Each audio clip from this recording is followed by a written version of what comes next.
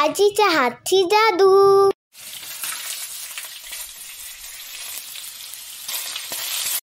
नमस्कार मित्रांनो, आजीच्या हातची जादू या चॅनलवर आपल्या सगळ्यांचे खूप खूप स्वागत आहे।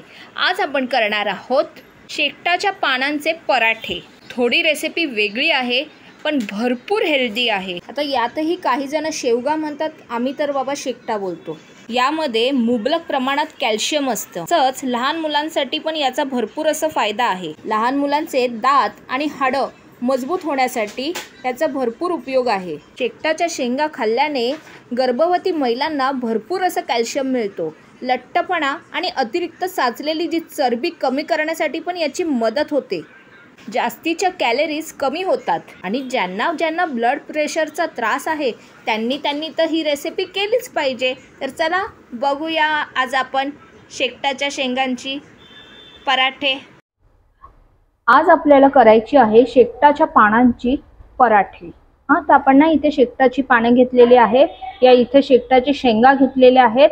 शेकटाच्या शेंगा ज्या आपण घेतलेल्या आहेत ना, त्या स्वच्छ करून सोलून आणि एक शिट्टी घेतलेली आहे, उकडवून घेतलेली आहे। त्यानंतर इथे पाने आपण स्वच्छ धुवून बारीक चिरून घेतलेली आहे। त्याच्यानंतर आपण इथे आलं लसूण मिरचीची पेस्ट घेतलेली आहे, ओवा घेतलेला आहे, जिरं घेतलेला आहे, मीठ घेतलेला आहे, तेल घेतलेलं आहे।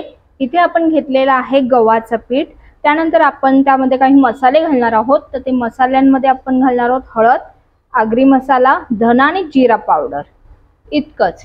तर चला बघूया, खूप हेल्दी आहे ही रेसिपी, नक्की ट्राय करा। आपण मगाशी जी शेकटाच्या शेंगा घेतलेल्या होत्या ना उकडवून, त्याचाच ना आता आपण हा रस काढून घेतलेला आहे। याना अशा चाळणीमध्ये घेऊन दाबून घ्यायचे आहे, म्हणजे जेणेकरून त्याचा जो रस असतो ना तो खाली गळेल आणि जे चोथा आहे ना तो वरच राहील। तर अशा प्रकारेच तुम्ही सुद्धा करून घ्या। व्यवस्थित दाबून घ्या, म्हणजे त्याचा पाणी जो काही गर असेल तो खाली निघून जाईल।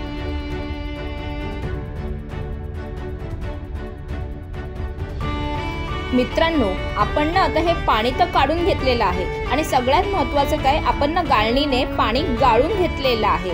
तुम्ही पण गाळून घ्या, जेणेकरून त्याच्यामध्ये ज्या काही शेराविरा असतात ना बारीक त्या राहणार नाही आणि त्यात म्हणजे खाताना पण आपल्याला त्रास होणार नाही। तर आता आपण घालूया त्यात मसाले। सगळ्यात आधी आगरी मसाला, त्यानंतर आपण घालूया हळद, त्यानंतर आपण घालूया धना पावडर, त्यानंतर आपण घालूया त्यामध्ये जिरा पावडर। हे मिक्स करून घेऊया आणि त्यामध्ये जाईल आता जिरं आणि थोडासा ओवा नक्की घाला, ओवा पोटासाठी पण खूप चांगला असतो।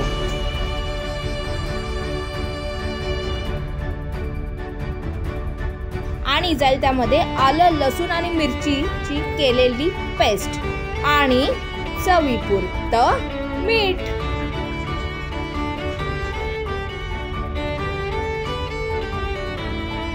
शेकटाची पाने घालूया, भरपूर अशी पाने घातलेली आहेत आपण। हे मिक्स करून घेऊया। अगदी भरपूर प्रोटीन युक्त आहे ही रेसिपी।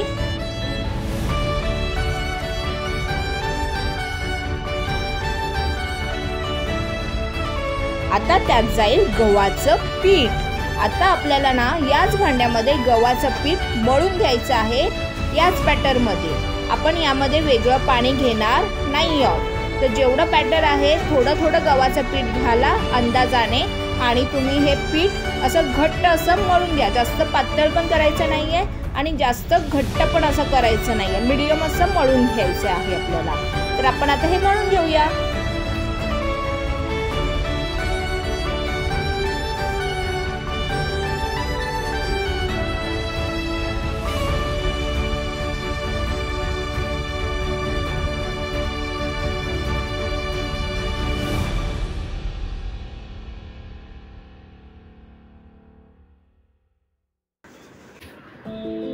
हे बघा, छान असा कलर आलेला आहे।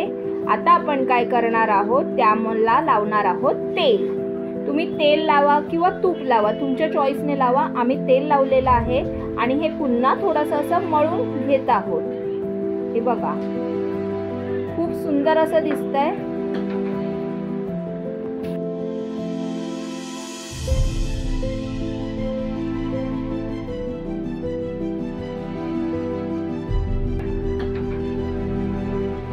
आता एक 10 ते 15 मिनिटं आपण ठेवून देणार आहोत झाकून.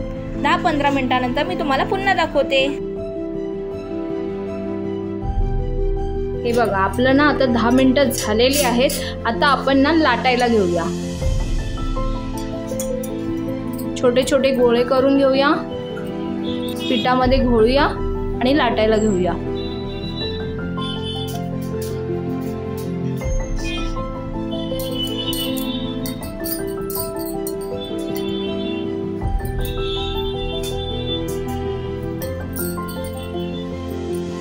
पीठ जर चिकटत असेल ना तर थोडं पीठ घ्या जास्त गव्हाचं आणि लाटा.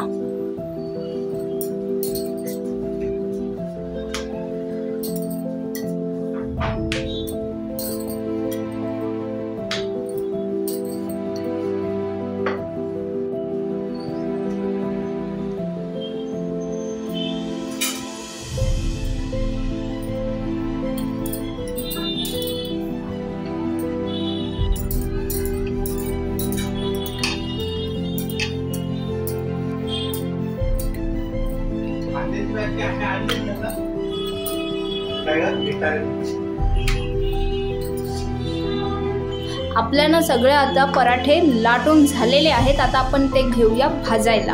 आपला तवा पण गरम झालेला आहे. आता टाकूया पराठा आणि दोन्ही बाजूने छान असे शेकवून घेऊया.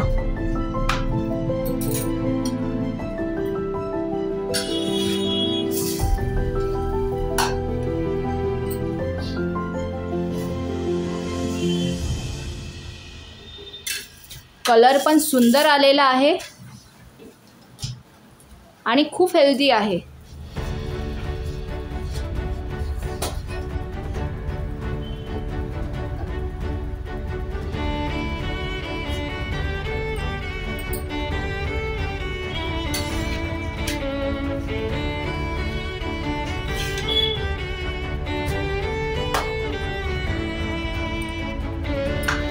अशाच प्रकारे ना आपण सगळे पराठे भाजून घेणार आहोत.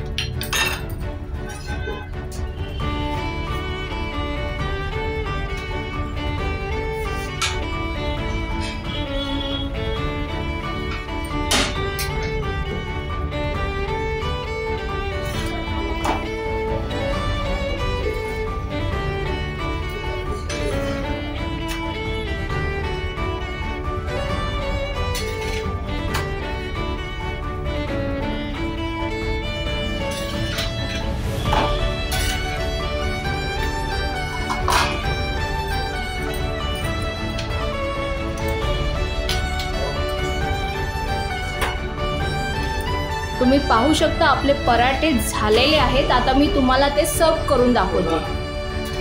आपले पराठे तर रेडी झालेले आहेत. मग ही रेसिपी नक्की घरी ट्राय करा आणि आम्हाला कमेंट बॉक्समध्ये कळवा तुम्हाला आमच्या रेसिपीज कशा वाटतात ते.